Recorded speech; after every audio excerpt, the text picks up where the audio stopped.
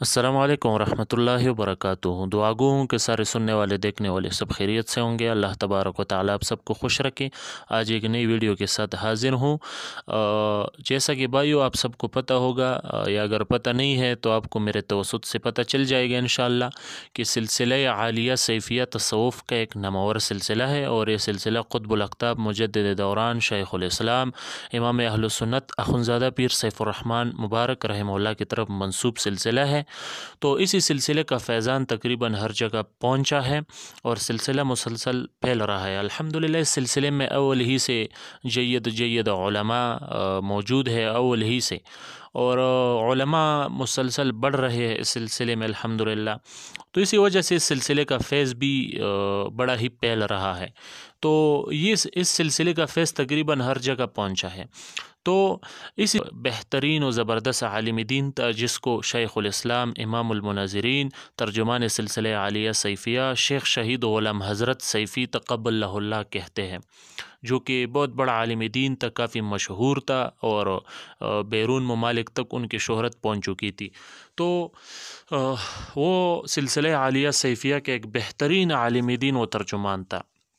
तो इसी के मुताल्लिक़ बात कर रहा हूँ इस वीडियो में कि जब वो शेख ग़ुलाम हज़रत रहमहुल्लाह शहीद हो गए तो उसी मुनासबत से हमारे पाकिस्तान में भी जलसे हुई और अफ़गानिस्तान में भी जलसे हुई।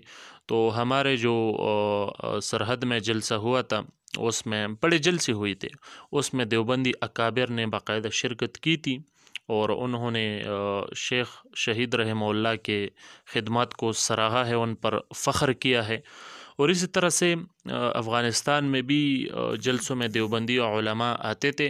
तो आप इसमें देख सकते हो इस वीडियो में कि ये जो मौलाना साहब बयान कर रहे हैं, जिसका मैं आपको तर्जुमा भी करके दूंगा इंशाअल्लाह, ये मौलवी समीउल्लाह रेहान साहब है, देवबंदी मकतब फ़िक्र के हैं, और वो तर्जुमान सिलसिले आलिया सैफिया शेख ग़ुलाम हज़रत रहमहुल्लाह के मुतालिक क्या फरमा रहे हैं। इंशाअल्लाह मैं तर्जमा करके आपको सुनाऊँगा। और उसके साथ ही उन लोगों के लिए भी एक जवाब है जो बाज़ लोग शेख साहब रहमहुल्लाह ग़ुलाम हज़रत रहमहुल्लाह पर तनकीद करते हैं और ख़ुद को देवबंदी भी कहते हैं, उनके लिए भी एक जवाब है कि जब वो शेख साहब रहमहुल्लाह को अल्लाह ने ये शान दी थी तो आपका फिर हक़ नहीं बनता उस पर एतराज़ का। तो आगे देख लीजिएगा, इंशाअल्लाह आपको तर्जमा में करके दिखाता हूँ।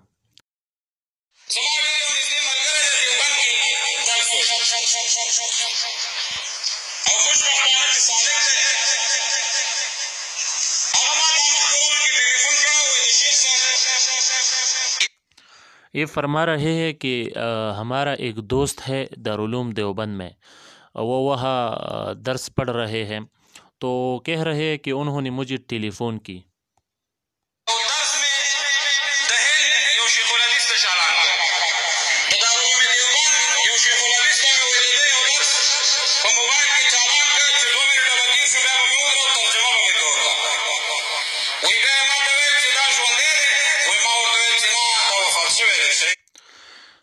ये कह रहा है कि मुझे उस दोस्त ने जो दारुल देवबंद में है पढ़ रहा है, तो उन्होंने मुझे बताया कि हज़रत शेख़ुल इस्लाम तर्जुमान सिलसिला आलिया सैफिया शेख ग़ुलाम हज़रत दर्स मैंने दारुल देवबंद के मुदर्रिस कोई शेख़ुल हदीस साहब है, तो उसको मैंने शेख ग़ुलाम हज़रत रहमतुल्लाह का एक दर्स था वो उनको सुनाया और तर्जमा करके मैं उनको सुनाता रहा।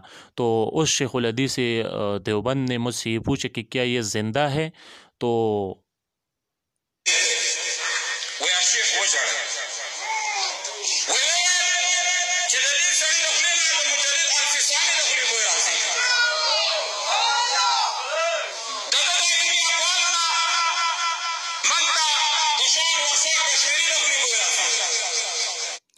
कह रहे हैं कि वो जो वह दर्स पढ़ रहा है उन्होंने जवाब दिया दारुल देवबंद के शेख़ुल हदीस को कि नहीं, ये शेख ग़ुलाम हज़रत रहमहुल्लाह तो शहीद हो गए हैं। तो दारुल देवबंद के शेख़ुल हदीस साहब बहुत रोए और फरमाया कि शेख ग़ुलाम हज़रत रहमहुल्लाह की मुँह से तो मुजद्दिद अल-अफ़सानी रहमहुल्लाह की खुशबू आती है, और शेख ग़ुलाम हज़रत रहमहुल्लाह की मुँह से तो मौलाना अनवर शाह कश्मीरी रहमहुल्लाह की खुशबू आती है।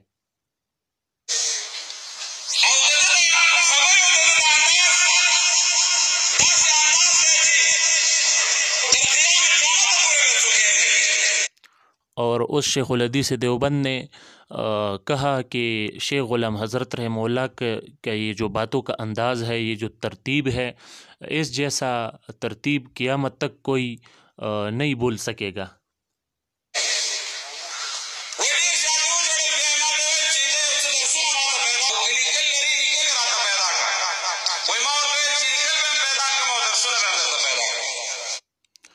اور پھر دیوبند کے شیخ الحدیث نے کہا کہ شیخ غلام حضرت رحمہ اللہ کے اگر کوئی مطلب کوئی کتاب انہوں نے لکھا ہو، کچھ لکھا ہو انہوں نے، تو وہ میرے لیے لایا جائے اور شیخ غلام حضرت رحمہ اللہ کے بیانات لائے جائے۔ تو اس شاگرد نے کہا کہ ٹھیک ہے، میں آپ کے لیے یہ پیدا کر دوں گا۔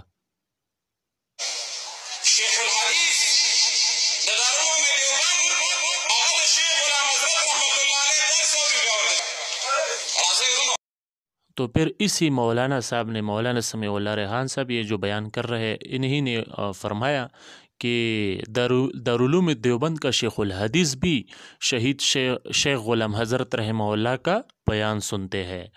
تو یہاں پر میں ان لوگوں کو کہنا چاہتا ہوں جو خود کو دیوبندی کہتے ہیں اور سلسلہ عالیہ سیفیہ کی طرف غلط نسبتیں کرتے ہیں، یا شہید شیخ الاسلام نابغہ عصر اور ترجمان سلسلہ عالیہ سیفیہ شیخ غلام حضرت رحمہ اللہ کو برا کہتے ہیں، تو کس منہ سے وہ کہتے ہیں؟ حالانکہ ان کے جو بڑے ہیں وہ عقیدت رکھتے ہیں شیخ غلام حضرت رحمہ اللہ کی طرف، لہٰذا ان عام لوگوں کو، عام دیوبندیوں کو کوئی حق حاصل نہیں ہے کہ اتنے بڑی ہستی پر اس طرح سے تنقید کریں کہ ان کے متعلق بد زبانی و بد کلامی اور گالم گلوچ کے حد تک آئے، تو یہ بالکل بھی قابل قبول نہیں ہے۔ ان کو اپنے آخرت کی فکر کرنی چاہیے۔